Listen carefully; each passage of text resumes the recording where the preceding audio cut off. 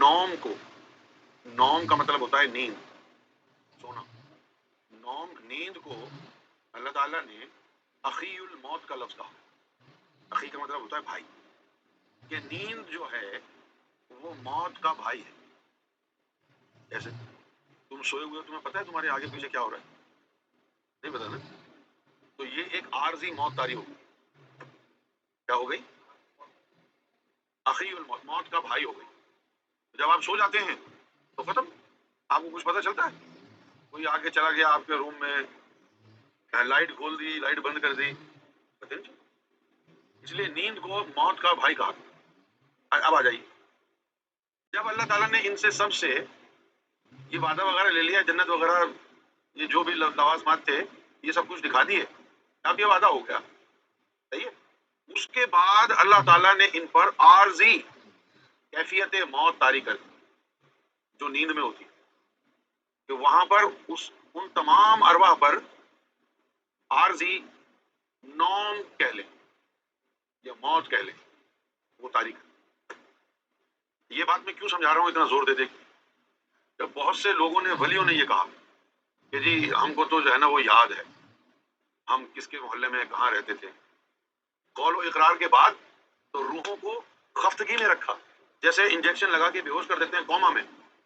قول و اقرار کے بعد اللہ نے روحوں پر وہ کیفیت طاری کر دی جو کوما میں ہوتی ہے. جیسے مردہ کو برف خانے میں رکھ دیتے ہیں مورٹ میں جا کے تاکہ اس کا جسم خراب نہ ہو.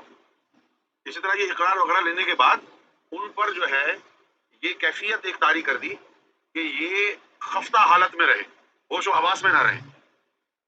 کیوں؟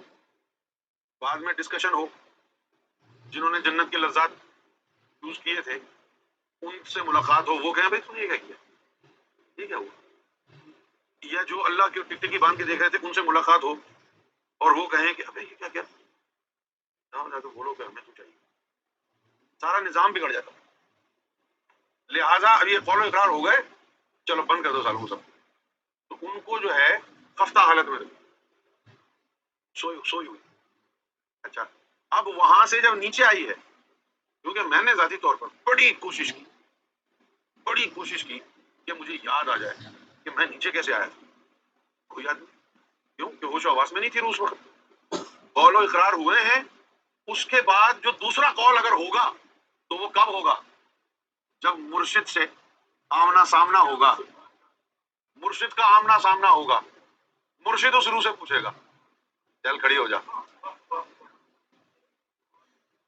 مرشد پوچھے گا کھلو جا. نہیں، اس کے مرشد سے ملاقات اور وہ جو یوم ازل کے قول و اقرار ہے اس کے بیچ میں کوئی ایکٹیویٹی نہیں تھی. آپ کوما میں تھے. اچھا، اب آپ نیچے آ گئے، پیدا ہو گئے ہیں، لگے رہے تسبیح گھمانے، نماز پڑھنے میں، مندر مسجد چرچ جانے میں. اور جس نے قول و اقرار کیے ہوئے تھے وہ سو رہی ہے روح، اسے پتہ ہی نہیں ہے کیا ہو رہا ہے، اس کو پتہ چلے گا بھی نہیں. یہاں تک کہ مرا کے جب عالم برزخ میں عروج جائے گی وہ مجھے کہ میں کہاں ہوں. ابھی تھوڑی دیر پہلے تو ہم قول و اقرار کر رہے تھے اور اب میں یہاں پر سجین میں چل رہی ہوں. حیرت ہوگی اس کو. تبھی تو قرآن مجید نے کہا کہ تمہارے جتنے بھی اعمال ہیں وہ سب جو ہے ریکارڈ کیے جا رہے ہیں، پھر تمہاری روح کو دکھائے جائیں گے تم نے یہ کیا ہے زمین پہ جا کے. اس کو یاد کیوں نہیں ہے روح کو؟ اس لیے کہ وہ سو رہی تھی، تم نے بیدار ہی نہیں کیا اس کو. تم تو ادھر ادھر کی کہانیوں میں لگے رہے بس. چلو جی 2 حج کر لیتے ہیں، 4 عمرے کر لیتے ہیں، مکہ مدینہ ہو کے آ جاتے ہیں، 2 سجدے مار لیتے ہیں، کالا نشان بنا کے حاجی پاجی بن جاتے ہیں بس. اور کیا؟ اب وہ آ گئی روح، پھر آپ نے اس کو بیدار کیا. جب آپ نے اس روح کو بیدار کیا تو وہ دوسری زندگی، تو 2 دفعہ زندہ ہو گئے نا، وہ قائم کی زندگی. تو اب ان 2 دفعہ میں 2 دفعہ زندگی ملنا ہو گئی اور 1 دفعہ موت طاری ہوئی. جب روح کو قول و اقرار کے بعد موت طاری کر دی گئی وہ 1 دفعہ موت ہو گئی ہے.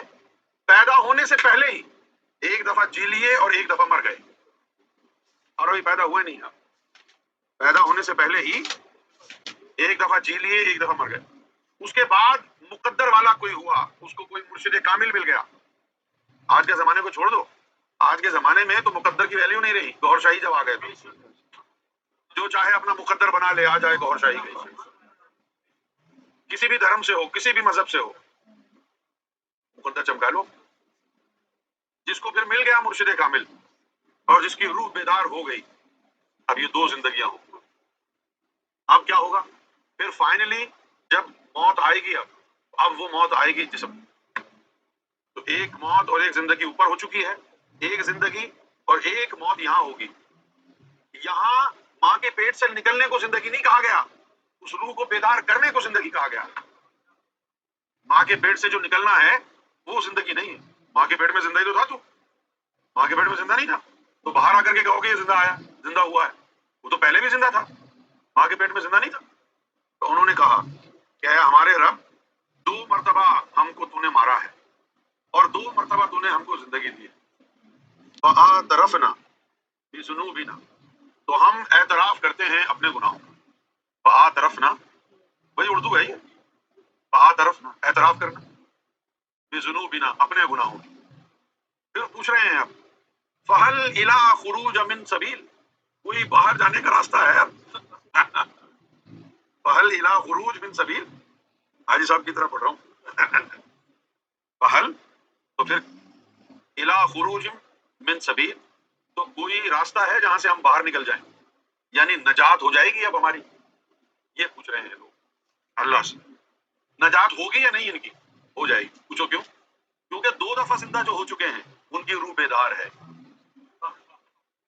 جس کی روح بیدار ہے اس کی نجات ہی نجات ہے.